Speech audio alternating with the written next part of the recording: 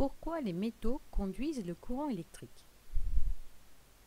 On a vu en TP que tous les solides ne conduisent pas le courant électrique. Par contre, tous les métaux sont conducteurs.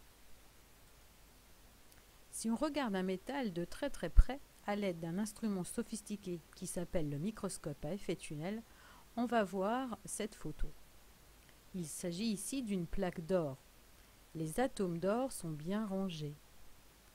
Les atomes forment ce que l'on appelle un cristal. Ils sont rangés côte à côte et se touchent. Il existe plusieurs cristaux possibles pour les solides.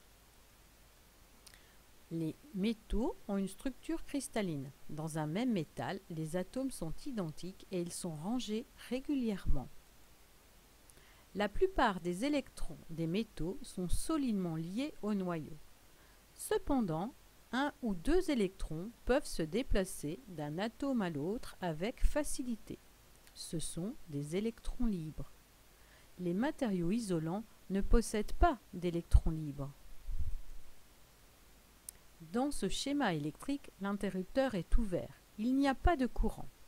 Dans ce cas, les électrons libres se déplacent tous de façon aléatoire autour de leur noyau. Ici, il y a un courant. Le sens conventionnel du courant est indiqué sur le schéma. Le courant circule du plus vers le moins. Les électrons libres se déplacent tous dans le même sens et ils sont attirés par le pôle plus du générateur. En résumé, le courant électrique est dû au mouvement d'ensemble des électrons libres du métal sous l'effet du générateur. Les électrons se déplacent donc dans le sens opposé au sens conventionnel du courant.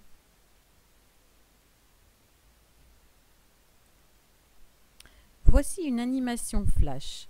Il y a ici un interrupteur, une lampe et un fil de cuivre que l'on peut grossir avec cette loupe.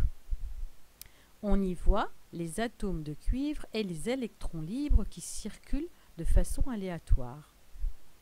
Si je mets un courant électrique, ce courant électrique circule de la borne plus vers la borne moins du générateur selon la flèche verte. Et on voit que les électrons circulent, eux, de la borne moins vers la borne plus, c'est-à-dire dans le sens opposé.